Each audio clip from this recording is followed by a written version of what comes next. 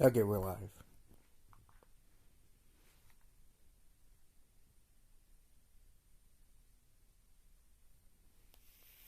Ah, man, everything hurts. Everything, every single thing hurts in my body. I played like 3 games, and I did a stream today for just talking. Um, so yeah, how's it going? We're gonna look some games up after I play this music. Oh yeah, you guys can't see my face. Hold on.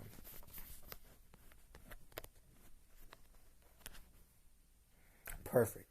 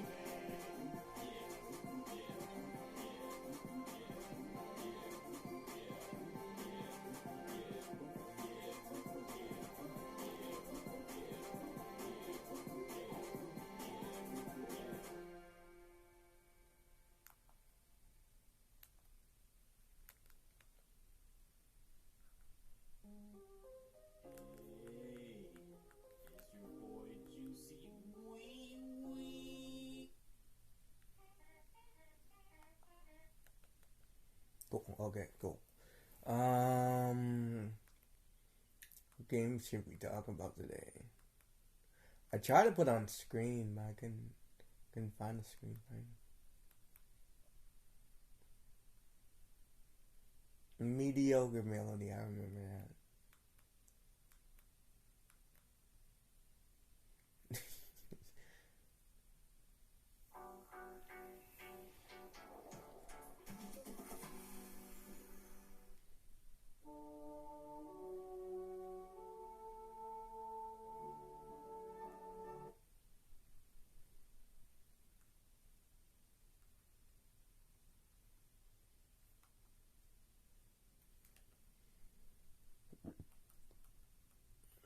Hmm.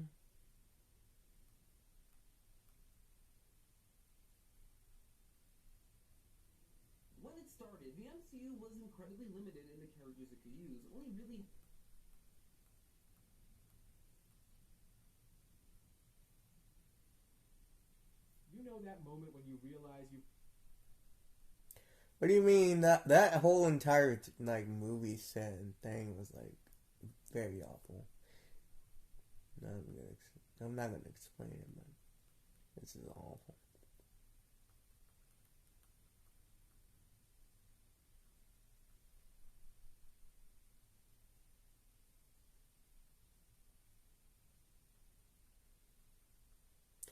Markiplier really didn't finish Unipop 2, probably because of YouTube reasons. But like you can chill like JJ's on YouTube now. they have to be video game and not real because reasons and monetization. Because most people are like, oh, YouTube is for kids. Everything's for kids on the internet, and they're starting to show people like it's not for kids. You got blur off or blur on. Which one you prefer? That's as far as we're going. So, yeah.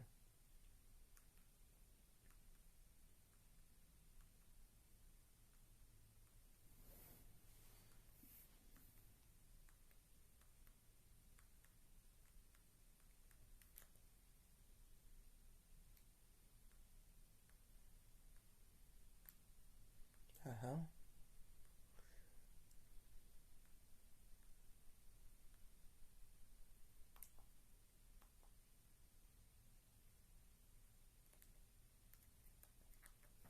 Okay, look up some games, I guess.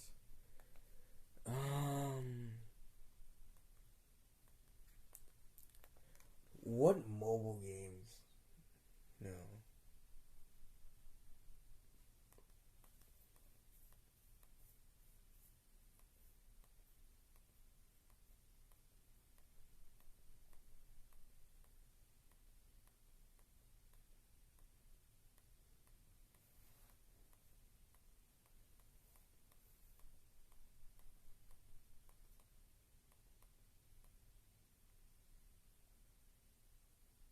Hmm? They literally put Friday Night Funkin' as a mobile game, dude.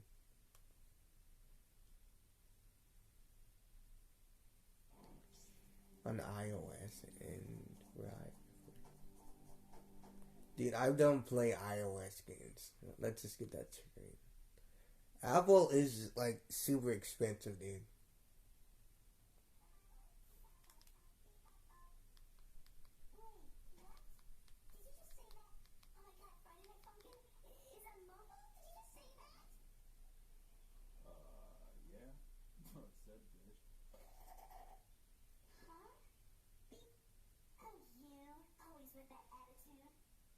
I guess it's now canon that the main character of Friday Night Funkin' has a voice actor.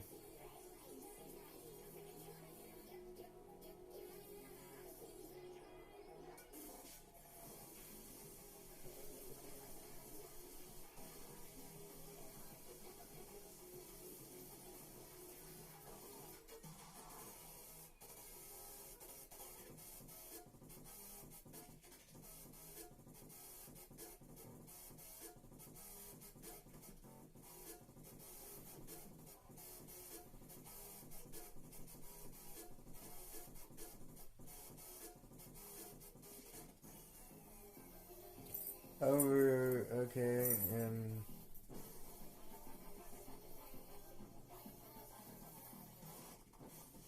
that game has like reached so many people just by mobile. And when people found out it was on mobile, people freaked the heck out and started like playing the heck out of it. Now it's like one of the top games on the App Store, on the Google Play Store at least. Friday Night Funkin'. I don't know how long it's gonna take until it gets taken down again, because people were installing mods in the main game, so basically on Newgrounds and other stuff. Then they took it down, and then now they're installing mods again on the mobile version, and so they're probably gonna take it down again, which is going to be interesting to see.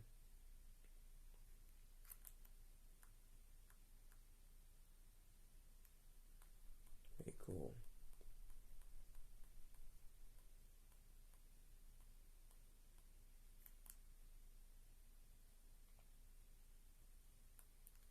Yeah, there's nothing on gaming this week. Like it's been pretty relaxed from what I see.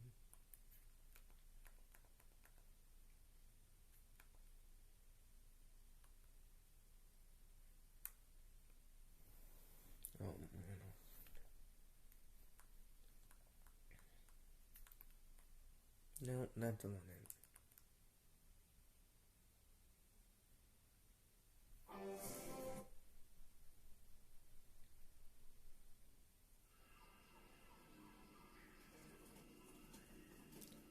They had a full Fantastic Four video game.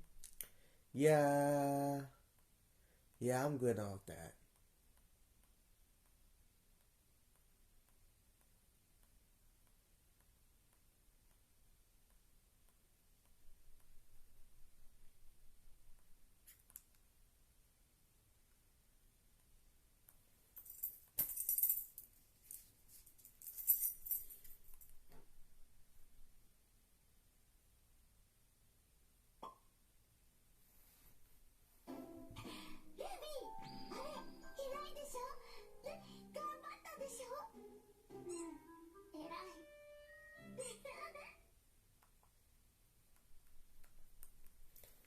Nikkei recap. Every single time, like it always does this. Garden, yeah, what? No, what? Goddess of Victory, Nikkei recap.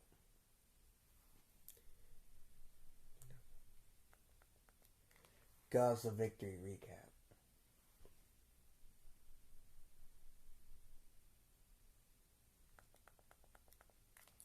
Goddess of Victory recap.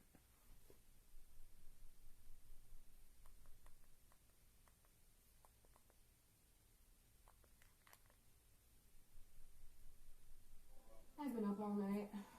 Sleep regression is hard. Oh no, I sleep through a rave. Is that it? Thank you to Tamias for sponsoring this series, and I hope you all enjoy it. What do you mean enjoy it? You haven't like updated like the last chapters in a couple of years, bro. Like, bro, how you gonna start a series and just give up on it like halfway through? Like, it don't make no sense. And then you do all the special events. Like, look at this. He did the special event for, bruh. He's just gonna do VAs for voice actors and stuff like that.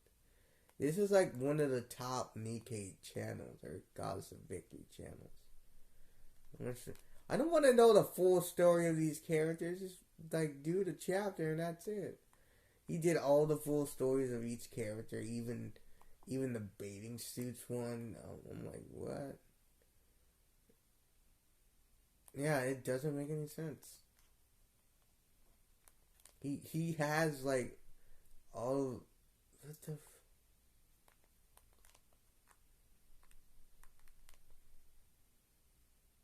It's been a while since I sat down and really dove into a current airing season of anime, so I decided to see. Dude, okay. It's just weird on this channel. It's just very, very, very, very, very weird. I don't even. I'm just gonna go to the last episode because he didn't even recap the newer episodes yet. I already watched all these episodes, man. Oh, did he? Probably did. I just forgot about it.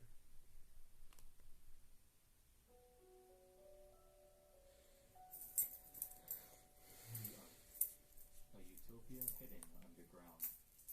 A place far Sonic Under. Okay, that's enough of that. You probably did review all the chapters. That must have just missed a couple. Probably should add that to my list. Thank you to Tamias for sponsoring this series, and I hope you all enjoy.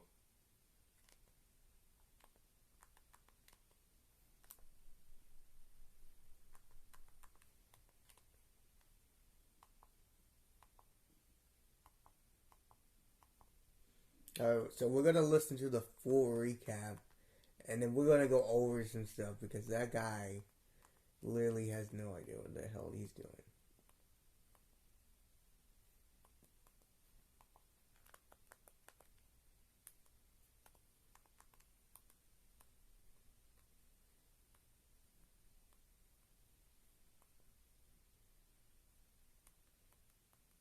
Man, why are most of my songs just about depression? I must have something going on inside of me.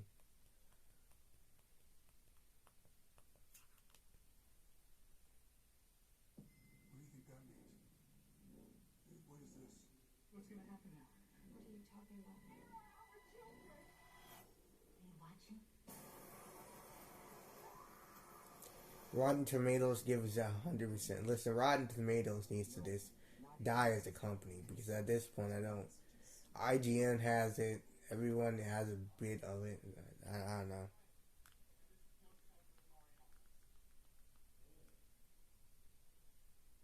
I've been watching lots of TV, gave up on my sleep, and trying not to hate myself. Eating shit that makes me feel like I'm a lazy, greasy motherfucker.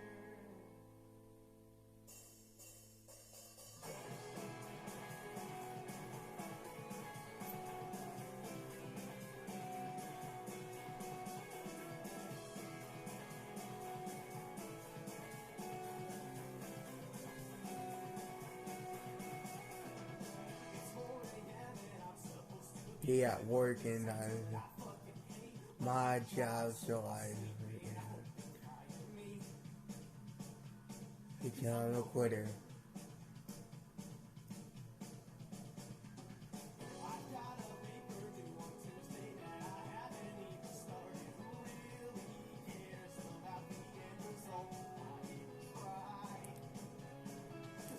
Bullshit.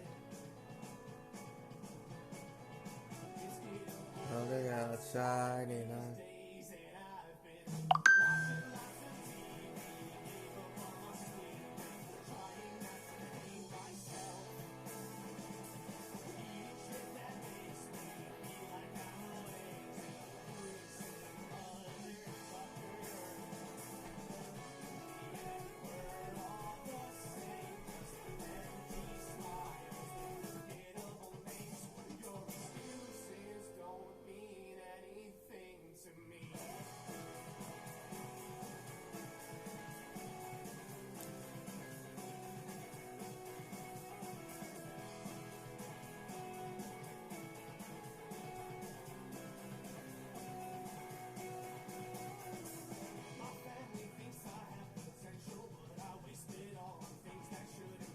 but to me it really matters.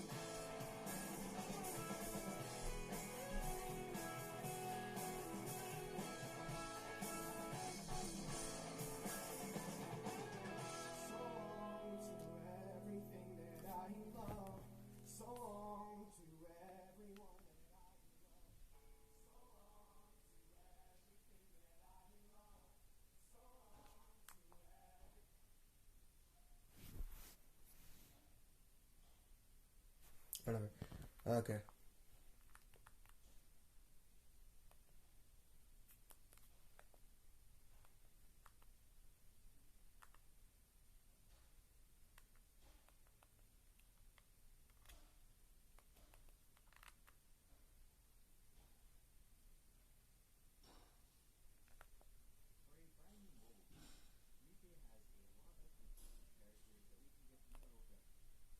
Is this the lore? I thought I was watching the recap. No, this is the lore. Ah, damn it. I thought I was watching the recap, not the lore.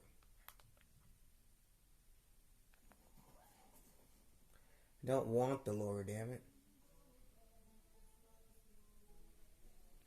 Oh, these characters are this, and it's like, dude, I don't care. I'm playing a game with anime robot girls and trying to defeat aliens robot beings from another dimension or from outer space or some I don't care about the lore. I just come in for the gameplay. And to know the story. That's all I care about. Yeah, he did the lore of everybody, but I didn't really care about the lore of everyone. He did 16 episodes of the chapter recap. Oh, okay, they're stuck together. Alright. So he did chapter 25 to chapter 26 summary.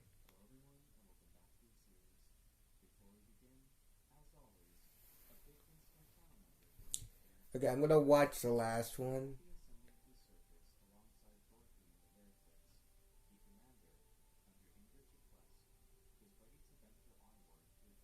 Oh, okay, I remember it. Okay, I remember. Play all in.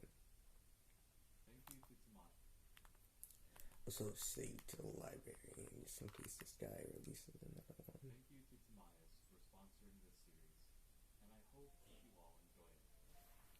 We are extremely demonetized.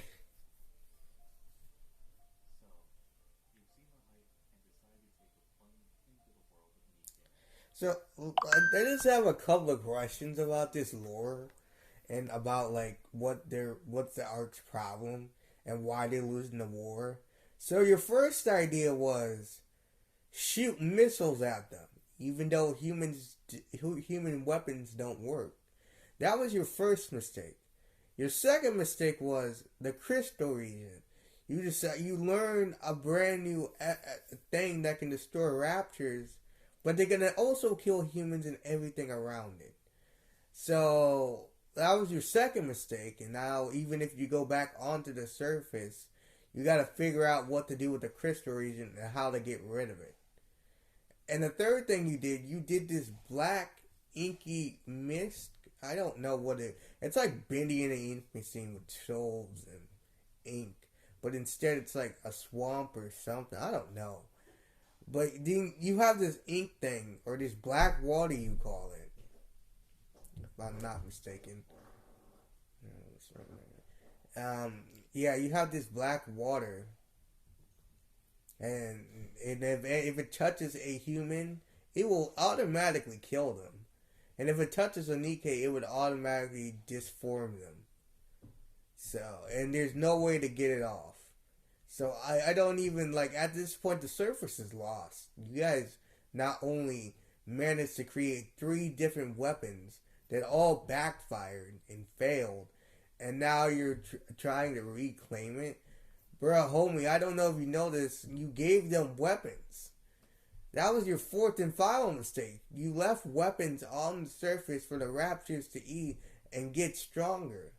Not to mention there's someone out there creating new raptors. And we don't even know who that is. There's like wolf raptors now, and they can turn invisible. So I don't know who's making all these new raptors. Is it the Raptor Queen? Is she still stuck in space? Is her body on Earth? We don't know. We don't have any of these answers. What happened to the main commander? You know, the ultimate, like, the hero of the story. Not the main commander. But, the legendary commander. What happened to him? He just disappeared and no one seen him again.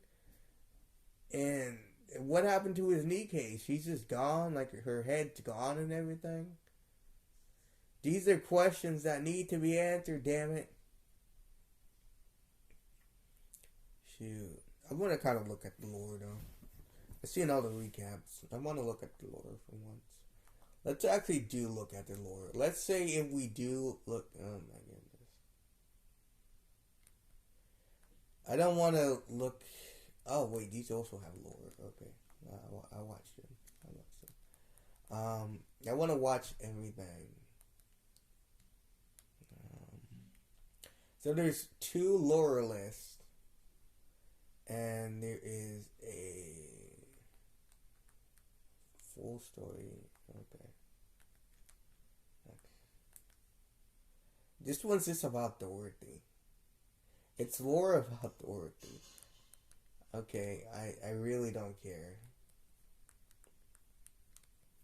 Then we got more lore over here that I don't know. Yeah, and he mixed it with Dorothy's lore, so he gave up on the first playlist and started a new one, Nikkei lore. Okay. Alright, let's watch this in the order that he has it currently. So oh my god, there's a lot of porn on here. So much porn. Okay, let's look at the lore first. Then we're gonna look at the full body story. Then we're gonna look at the what is it called? Oh yeah, the interactive stories, which is basically the collabs. And then we're gonna look at the story. So that way we know everything before the story happens. Let's go. There's a reason professional eaters don't get invited to backyard barbecues. What's his deal? Just like there's a reason Morgan & Morgan is America's... There's always a reason. Hey, that's my hot dog. Morgan & Morgan, forthepeople.com. For a brand new mobile game, Nikke has a lot of interesting characters that we can get to know throughout our time playing through the story.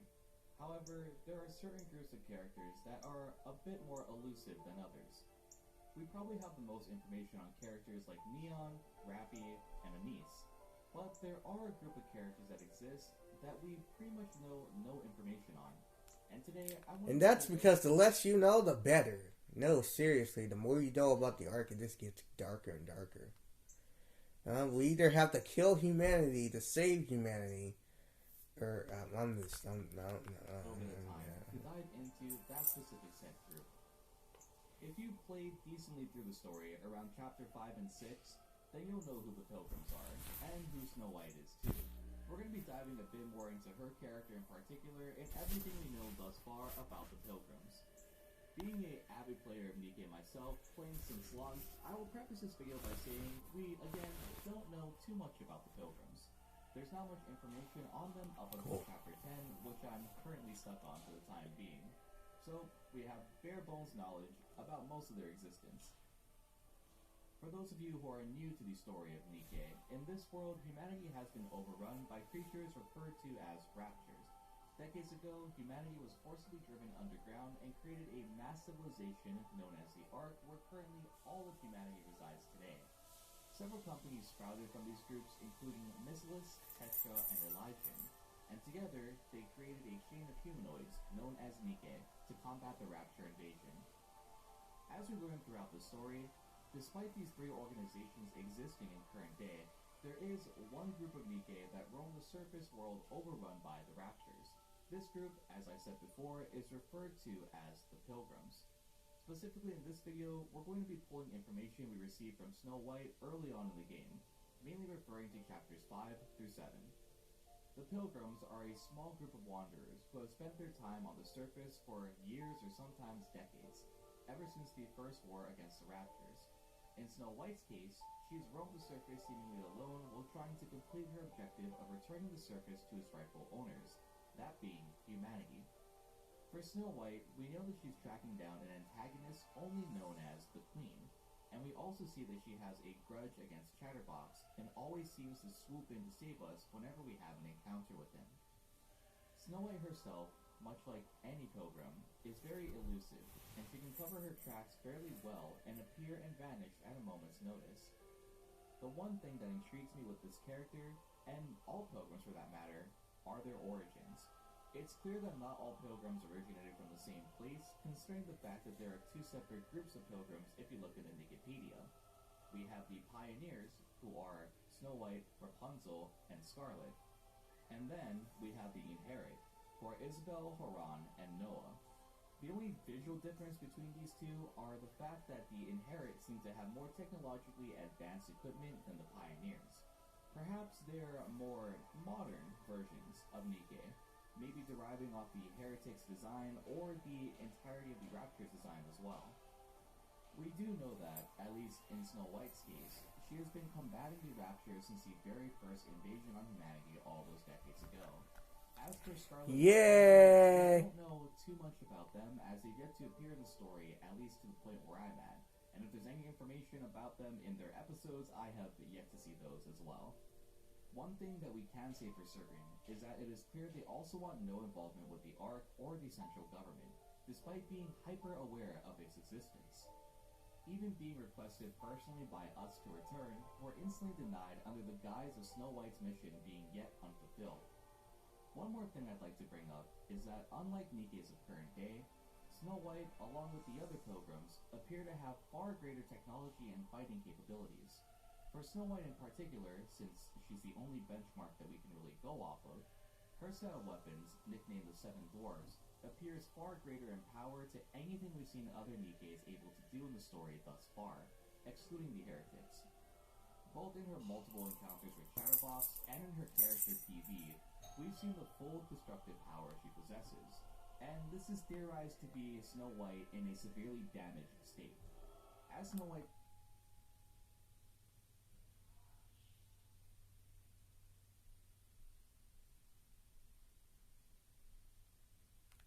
said when we first encountered her, it is difficult for her to repair herself along the way, being above on the surface for so long. According to the Nikke Wiki, Snow White's current operational weapons are Seven Dwarfs 1, 5, and 6, being her charge shot used in her burst, and the large high-caliber gun that she uses in her normal attacks. The final weapons, which are speculated to be either inoperable or destroyed, are Seven Dwarfs 2 through 4 and 7, displayed on her idle animation with the large revolver and the large missile-like equipment on her back too. It is obvious that these Nikkes, those during Snow White's time at least, were far more capable than the Nikkes of today. And my only question is, why? What happened in the years that came to reduce Nikkes from this being Snow White's standard to ground soldiers such as the cast we're familiar with today?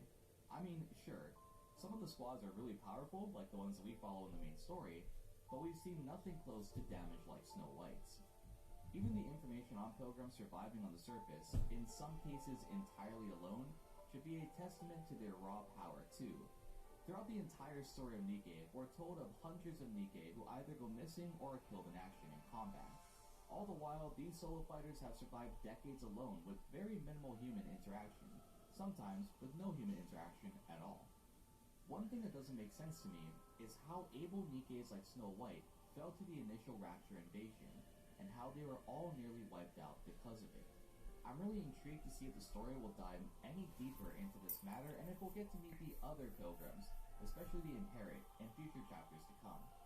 For those of you who have already passed through all of these chapters, meaning chapters 1 through 16, maybe this all was revealed later on, but right now I'm pretty level capped, and I just wanted to share this video with all of you because Snow White really captivated my attention when I first started playing. In the coming weeks, we may learn more about Snow White as we further progress through the story, and some questions may be answered, while others may remain a mystery. For now, it's all left to speculation.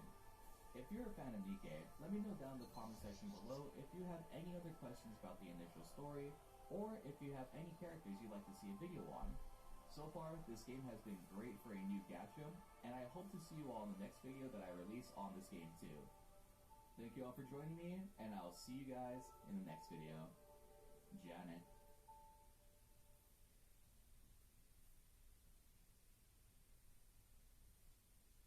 Quick Ultra's easy click brush pots are a no-brainer. Hear that, brain? These numbers may look like a math. You need to gear up properly to hold this in.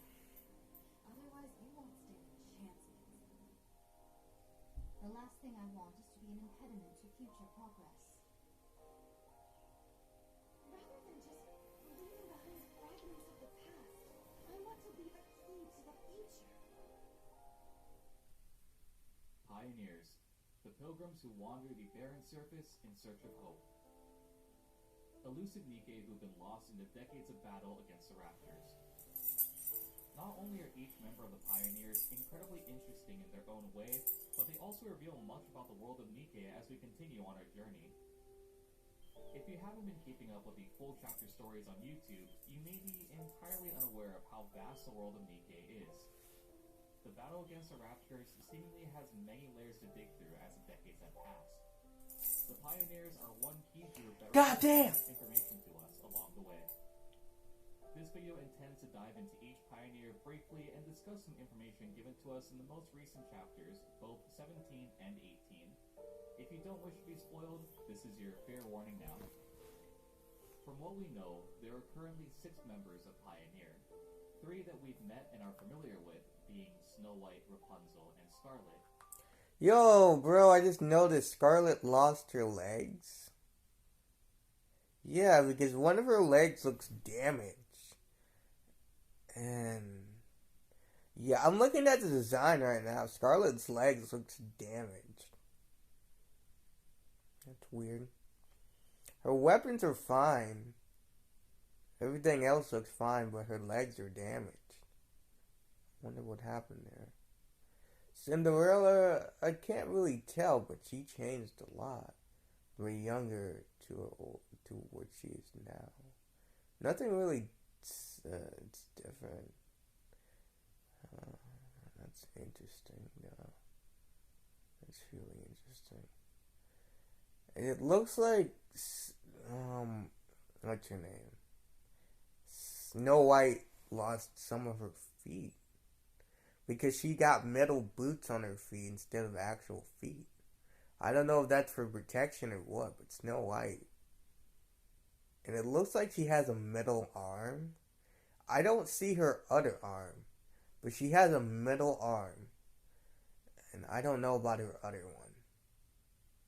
The only one that looks intact is Cinderella.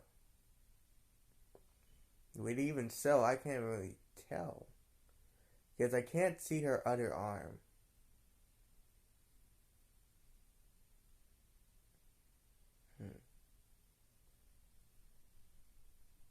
But we know in game she has both arms. But what happened to Snow White and Scarlet? They look damaged beyond repair. That's interesting. And the other 2 were mentioned briefly in both Chapter 17 and in the Pioneer's Bond Quest. These are both Red Hood and Lilith. Lilith is described to be the old leader of the Pioneers, but currently her whereabouts are unknown. The final speculated member of Pioneer, we only have information from the elites, and that is thought to be Neyuda. For What the fuck is Neyuda? those unaware, these Nike, much like all pilgrims, are the first generation as far as we're aware. These models were created before the initial Rapture invasion, though the reason for their creation is still yet unknown. According to Rapunzel in Chapter 17, she was once assigned to a squad many years ago. A squadron led by an infamous and legendary commander. In those days, according to Rapunzel, there were battles much fiercer than what our current Nike face in modern day. Back then, humanity tried everything it could in order to turn the tide against the war on the Raptors. This would explain the brute strength, much like the firepower Snow White possesses amongst the pilgrims. Scarlet is another good example. From her Bond story, it is revealed that she is the lone survivor of an experimental melee Nike squadron, whose main purpose was to silently kill off Raptors without drawing their attention with the sound of gunfire. Even though this experimental Nike group was deemed as a huge failure, Scarlet still remained, wandering the surface till this very day. After the first Rapture invasion, as stated by the Pioneers in Chapter 17, everyone went their separate paths, creating groups like Inherit, the White... I think she's the only melee Nike. That and Rapunzel, but Rapunzel doesn't really count. I think she's the only melee Nike other than her sister, whoever that is. Knights, and the Pioneers themselves. Each group alone has different motives entirely, and some have conflicts with one another, even to current day. What's interesting is all these groups were led by one...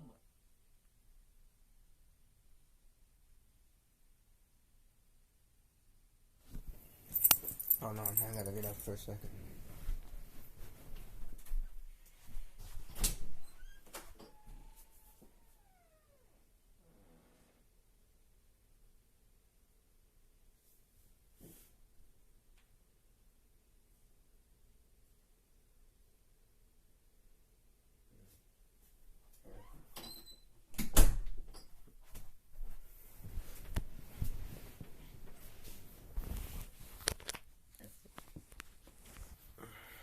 Yeah, now you can see my face. legendary commander, a a man in charge of all the pilgrims back in their days as goddess. During this era, the first initial Rapture invasion, the Ark was not yet completed either. What's interesting is that Bauhaus, the term that Siwin and Missilus tried hard to cover up, also originates from this group too. The heretics didn't just sprout up randomly in current day of Nike either, rather they've been around even before the completion of the Ark. According to Rapunzel, Snow White, and Scarlet, the discovery of Bauhaus was entirely unintentional. It just so happens that their commander's blood could be used as a weapon to combat the heretics. Keep in mind, this was during a time when all pilgrims were under one commander, and these Nikes were far more advanced than the modern Nikes of today. Even with their combined strength, the heretics were still thought to be unkillable before Bauhaus' discovery. Though no one in the Ark, presumably, knows about Bauhaus now, it is all too familiar amongst the members of Goddess. Their commander, much like Anderson and the character that we currently play as, possessed a special blood that could be used and harvested to take down the heretics. Though this was a revolutionary discovery, due to the legendary commander's history of not only being able to kill hordes of raptures, but also heretics alike, Bauhaus was kept a secret, both to turn the tide against the war of the raptures, as well as to keep their commander from becoming literal human livestock to drain and mass-produce Bauhaus. Another interesting note is the speculation that the heretic queen also could have been a member of the Pilgrims as well.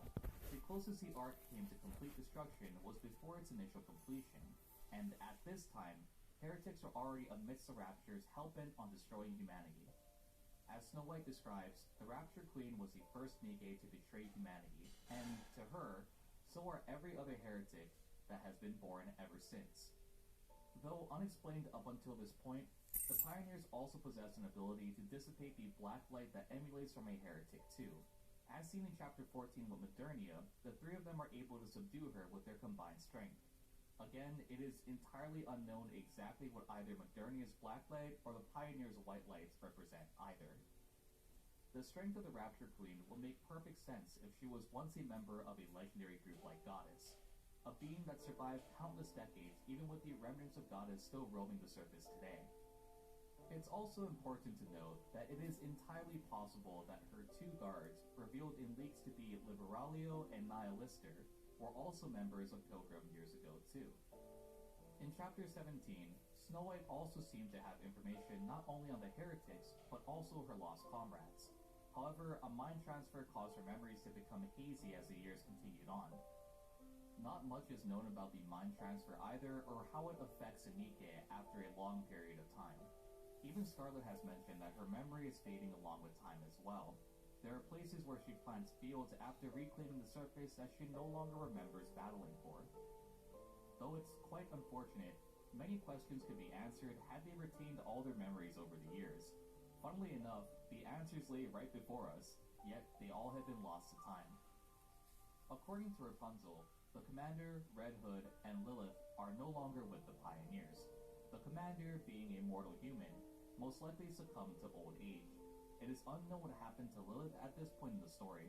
Red Hood, we do know by this point, has some connection to Rappy, possibly being Red Hood's successor in the modern day. So far, we only know that Ingrid and Rappy are aware of its existence, as everybody else had no clue that Rappy possesses hidden power. So much is left unknown about these three, and all we can do now is speculate and theorize as we wait for future chapters to be released. And that's pretty much what we know about the Pioneers, Goddess, and the old legendary commander up until this point. And how do you like the Nike story so far? Did you find this video intriguing? If you have any questions or comments about this video, be sure to drop a comment down below. I love discussing lore when given the chance, and it's always great to spark new theories in a budding community like this. If you haven't been able to pass a certain chapter, I'll link Steambun's playlist here. He's posted all current chapters to his YouTube channel, so you can get your fix of the full Nike story without having to contemplating whaling to get to that point. Thank you all for watching, and I'll see you all in the next I will never wail. I will never be a whale. Whenever a heartburn strikes, get fast relief with Tums. Since the dawn of time, man has been plagued by itch and irritation, not wiping clean. What Mary didn't realize is that letter how wet dude wipes completely clears while dry TP smears? Ditch the inch and switch to wet extra large dude. Before this video starts, I just wanted Who are they? to watch my other work Who are you? And I'm so sorry. discussing lore or just playing through the story of Nike. The link to my Twitch will be down in the description below. Now sit back and enjoy the video. The world of Nike constantly is expanding as the player base grinds out more and more content as the days pass. Every video I put out seems to have a lingering question that can be answered through an obscure side character's bond quest or the lost relics we find while progressing through each chapter. Oh wait, those things are important? Oh no, I haven't been reading those. I'm in trouble. For many aspects of the world of Nike, once my I can't wait until the point where the Nikke's or the developers put in, like, if you've been paying attention, this is actually what happened. Oh well, but I didn't read those things. I didn't know they were important. Yeah, they were very important. Of all the known pioneers so far, surprisingly, Rapunzel gives us a lot of information about the world that we currently live in. The memory wipe Snow White mentions in chapter 17 actually is explained through Rapunzel's story. Rapunzel's story also ties into some information given to us in Rappy's Bond Quest 2, and the true meaning of a mind transfer and Nike's mental decay over time. According to Rapunzel, the first batch of Nike, those prototype units known as Goddess, were all hand-selected as humans to become Nike. Due to humanity's limited understanding at the time, these models, although powerful, lacked the necessary capacity to retain their memories over a long period of time. To put things simply, imagine a modern-day Nike using something like a hard drive to store their memories, while these first waves could only use something like floppy disks. Limited storage, far too little to be able to keep decades of memories since their first creation. Though through Rappy's Bond story, we learn that mind switches happen in the Ark on a pretty regular basis. Nikes, as we now know, were all once humans. Whether they died in battle as a human, like Anhua, or were killed by raptors like Maxwell, they still have a chance to come back as a Nike so long as the brain stays intact. Through other character bond quests, we also learn that the brain, once removed, can be kept in a state of cryostasis for a maximum of 7 days. During this time, the possibility is there for them to be converted into Nikes. Though their transition from human to machine does cause them to adopt a new sense of being, for some, they retain some of their human memories as time goes on. A reason why so many Nike partake in random activities day by day, like eating, sleeping, or doing basic hobbies, is so they can disassociate in a way. They possess human intelligence, however, this also lets them realize that they aren't human at all. This also explains why models like the Inherit are not produced in current day. According to Rappy, early into the war against the Raptors, Nike were equipped with things like missiles in their stomachs and rocket-powered turbojets in their legs. However, once more, the mental strain and cognitive dissonance took its toll over time. To combat this, modern Nike primarily use firearms, much like human foot soldiers. All this mental strain causes the Nike to undergo a state of mental decay. During this time, the Nike becomes what the central government deems as irregulars. These Nike either go completely insane or adopt a different personality entirely and are a huge liability to the Ark. Now I know what you may be thinking. What does that have to do with the mind transfer that Snow White mentioned in chapter 17? Well, there is another reason why a Nike would undergo a mind transfer, and that's specifically due to their memory becoming full as the years progress. As Snow White mentioned before, she doesn't have any recollection of certain events regarding the first invasion. Although, since that video's creation, Snow White's info card has been updated and it gives full clarity of her mental state of decay. Snow White didn't just lose part of her memories of the past, rather, she lost every single memory of her early days as a prototype Nike, or goddess. For Snow White, she doesn't even remember what she's truly fighting for, or have any recollection of her time with her old unit. For Scarlet, as I mentioned before, we can see a similar state of mental decay, though no mention of a mind transfer has been brought up by her up until this point in the story. One interesting thing is the fact that a mind transfer can also cause them to be affected to adopt a new personality entirely. This could also mean that Snow White, the one that we're familiar with at least, isn't the same Snow White Rapunzel remembers from the first Raptor invasion. For Rapunzel, she's also aware of how her memories will fade over time.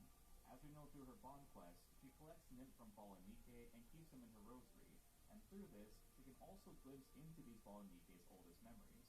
Rapunzel is different from Snow White and Scarlet, though. Unlike the two of them, Rapunzel can pick and choose newer memories to erase in order to retain older ones. This means, most likely, Rapunzel is one of the few that still has clear recollection of her days as goddess, though the situation for her must be quite depressing to think about. Unless they find a better method of memory preservation, all of her comrades, at least those who have long ties to her, those who she longs to have happy conversations with once more, will all undergo a mind transfer eventually. Little by little, she'll lose the friends and allies that she spent so long fighting alongside. Though not by death, but instead through the loss of her teammates' memories over time. As Snow White mentioned, Rapunzel was the one who relayed all the early information of her life back to her. Rapunzel acts as a living information bank for not only her allies, but for humanity as well. Decades of history against raptors and their early fight against humanity. Who knows?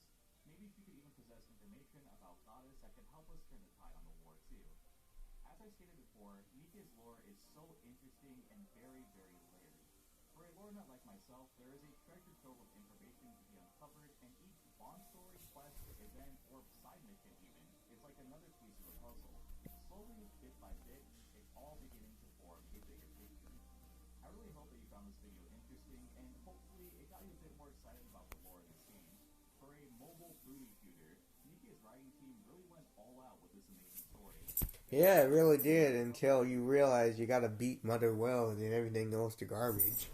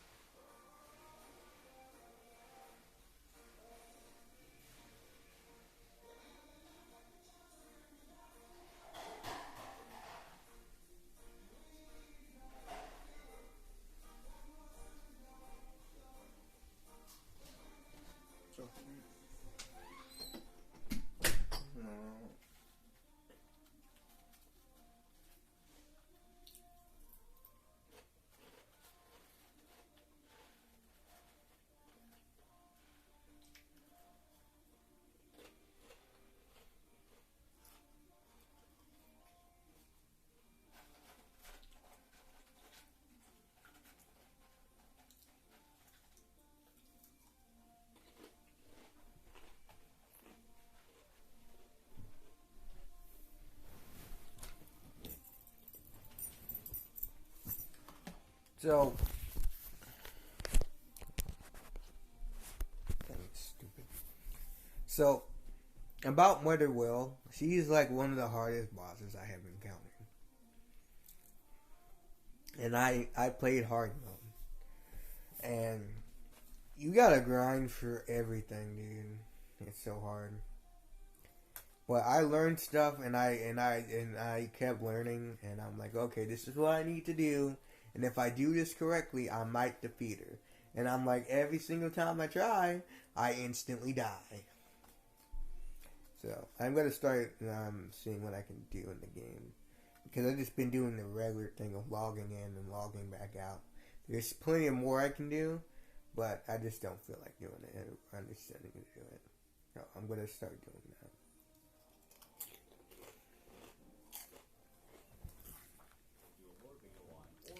Character analysis, maybe just dumb, stupid facts. We're getting some traction on the channel again, and I can't wait to share more with you as the weeks progress. Thank you all for joining me, and I will see you all in the next video. Gianne.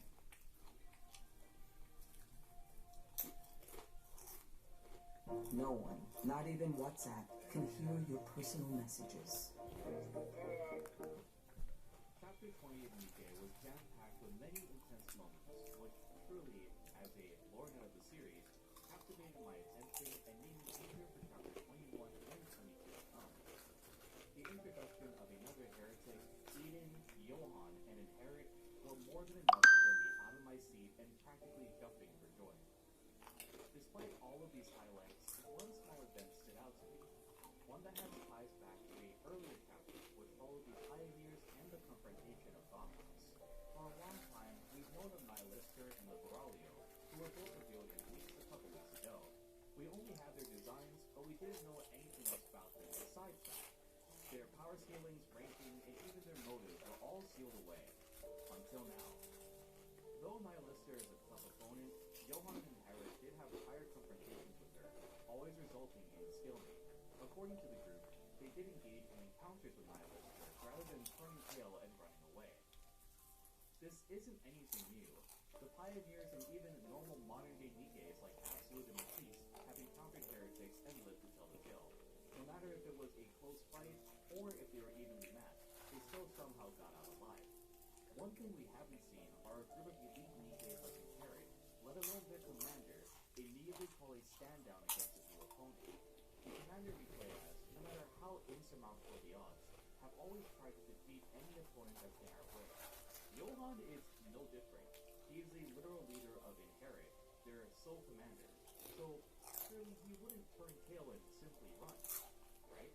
Johann is the coldest and most calculated character we've seen to date commanding any unit, so surely he should have a plan for each and every given scenario.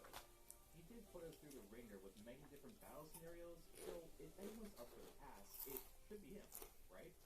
During the scuffle with Nihilister, we managed to corner her and inject her multiple times with bombs. In a desperate last attempt, she tries to strike a deal with us, saying that she can provide valuable information on taking down the Rapture Queen. But before she can proceed any further, she's shot down by her own fellow ally. Please, get the backbone out of me! Silence. Your least tongue will be your undoing. Emerging from the ocean depths, we are introduced to Liberaglio, and she is unlike anything we've seen from Nikke before in terms of power scaling. Johann doesn't even attempt to engage in this enemy, stating the following. Commander, should we attack? No. What you're seeing is just the tip of the iceberg. And this is one opponent we don't stand a chance against. To which Liberaglio replies, A wise decision. I suggest you lay low and tread softly. The next time you awaken me, this Eden of yours will become your tomb.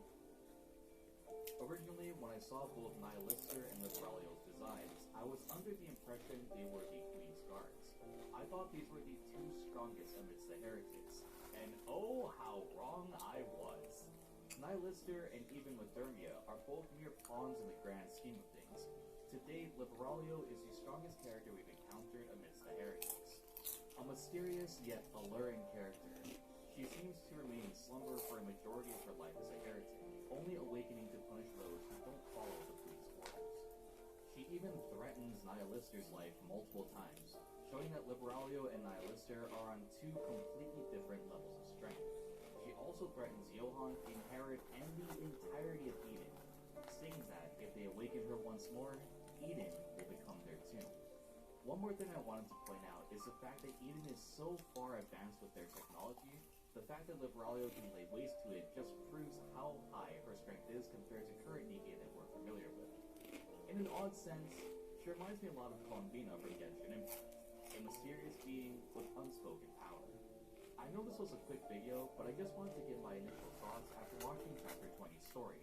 I love the fact that we're jumping into an actual history and lore of the world of Nikke, especially the lore of the heretics and the pilgrims. As I mentioned before, Chapter 20 had one big highlight that I wanted to cover, and in my next video, I will be discussing Lilith's body, and the potential connection revealed in Chapter 20 between the Pioneers and the Rapture Queen.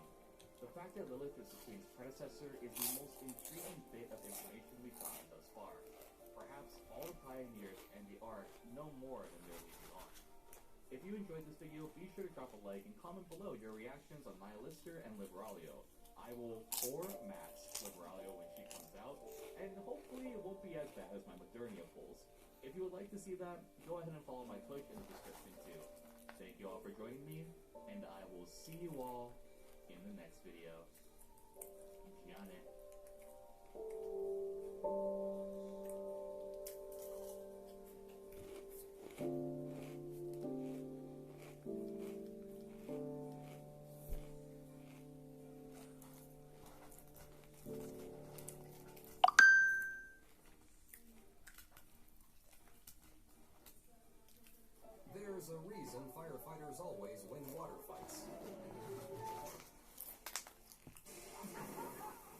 There's a reason Morgan & Morgan is America's largest injury law firm.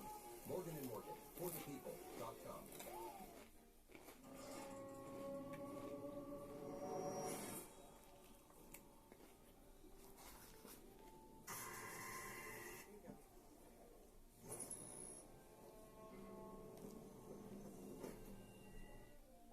For many, the world of Nikke may seem like an amazing story, being on the front lines of a fight to reclaim the surface from mechanical beings hell-bent on eradicating humanity. Commanders are heavily trained in order to command squadrons of Nikkes, devise battle strategies, and repel wave after wave of raptors. Or, at least, that's how it's presented to us on the surface. The world of Nikke has many layers to its story. It's one of the things that attracted me to this game to begin with. Every character, every interaction, every small encounter adds to the game's overall world building, and things as minute as characters' bond stories shed a light on the more sinister undertones of the game. Excluding a few commanders that are recognized as legends by the public, commanders like Johan or the legendary commander, most are fodder in the war to reclaim the surface. From our character's standpoint, we don't recall much of our life besides the teachings in the military academy, where we recall small fragments pertaining to the training that we received prior to graduation. Though our memory may be vague, Rappy's Bond story helps to reveal just how twisted the cycle of commanders are in the arc. Keep in mind, many theories lay around Rappy's existence in particular, and her peculiar situation being related to Red Hood. Needless to say, she's been in the arc for some time, possibly outdating most of the Nikke that we're familiar with today. So it's safe to say that she's quite familiar with the process. Through Rappy, we find out that commanders are built up by the central government to be deemed as heroes, the saviors of humanity. People residing in the Ark see them as a cornerstone of their society, being motivated and even inspired by their actions. For some, they're moved to become commanders themselves, not knowing how difficult the mental and physical strain truly is. We've heard all throughout the story of Nikke instances in which Nikkes are tossed aside or left to die to allow commanders to survive a mission. Nikkes will give their lives for their commander, doing anything to allow the survival of their leader. At the very basic level, Nikkes are nothing more than machines of war, a strong arm of the central government. For the most part, they're not treated as individuals, and for some, they meet a grisly and unimaginable death. Commanders were never trained to be effective in combat. They are literal poster children, beacons of hope for the public, and daily, many of them are killed along with their Nikkes on the surface. Right out of the gate, the survivability of new commanders on their first mission is less than 30%, and after each mission they undergo, that chance is cut in half. Hell, we meet Rappy and Anise right after losing their old commander to the Raptures, a very small but important detail right out of the gate. Commanders spend a mere year in training too. That's too short of a period to understand the Ark, the Raptures, or the Nikkes they'll be fighting alongside. Most commanders live literally paycheck to paycheck, and they're only compensated if their missions are deemed a success. Otherwise, they receive not a single credit for their efforts. It doesn't matter how much they've lost during that mission. If it was deemed a failure, they simply receive nothing. The reason why so many commanders treat Nikkes as mere tools is due to this fact. They're so focused on completing a mission just to get by that they'll resort to any means necessary. Even when their mission is deemed a success, commanders are only compensated in relation to the difficulty of the mission. However, as the difficulty climbs and spikes, and subsequently their profit, the chances of a commander surviving nearly drops to zero. Overworked and underpaid, yet deemed as heroes, commanders love to put on a strong demeanor for the public, yet inside, they slowly deteriorate from the pressure, the guilt, and the eventual imposter syndrome as the days move onward. For us, it's a very unique situation. Normally, commanders are not assigned the same unit twice, to avoid internal conflict amidst Nikkes and their commander. But for us, we've been with the counters since day one of meeting them. What I find kind of odd is the fact that attraction to a commander directly correlates to the overall boost in strength of a Nikke. It doesn't even have to be romantic attraction either. A simple bond of friendship and trust can boost a Nikke's combat prowess tremendously, as we've seen through daily advisings and even confirmed in matches. Alright, I gotta go. I'll see you guys next time. Or next week. I see you guys next week, actually. Alright, bye. I personally find it